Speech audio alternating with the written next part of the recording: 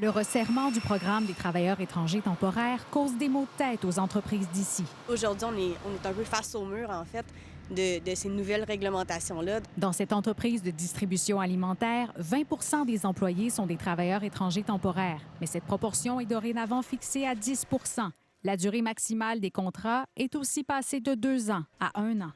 Un casse-tête est à prévoir. Donc, c'est certain que ça vient mettre une incertitude dans les renouvellements pour les années futures. Donc, de savoir est-ce que ces gens-là vont être en mesure de, faire venir leur famille, est-ce qu'ils vont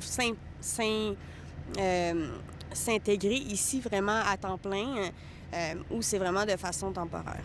En plus de mettre une pression supplémentaire sur les équipes en place, ces nouvelles restrictions mettent en jeu la productivité des entreprises et par le fait même, l'offre aux consommateurs. Pour un consommateur qui veut se faire installer sa clôture, les installateurs de spa, de piscine, terrassement, tout ça, c'est des délais plus longs pour les livraisons de piscine, des incapacités même des fois de certaines entreprises à honorer les contrats qu'ils ont pris avec les consommateurs. De son côté, l'entreprise de transformation alimentaire Olimel a vu son seuil de travailleurs étrangers temporaires passer de 30 à 20 une contrainte qui pourrait faire basculer la production de certaines usines à un seuil critique. Et ce 20 %-là, il va tenir pendant combien de temps?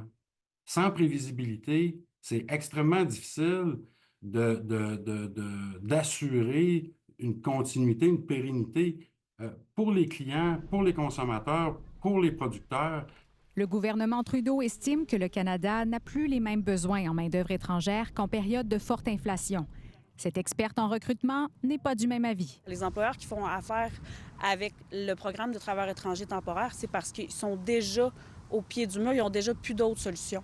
Donc, de continuer à leur mettre des bâtons dans les roues pour ça, c'est problématique parce qu'en bout de ligne, c'est l'économie qui va en souffrir. Des organisations pressent le gouvernement fédéral d'assouplir la réglementation pour éviter d'avoir à délaisser des travailleurs devenus, en quelque sorte, des membres de la famille. Ici Anne-Sophie Roy, Radio-Canada, en Beauce.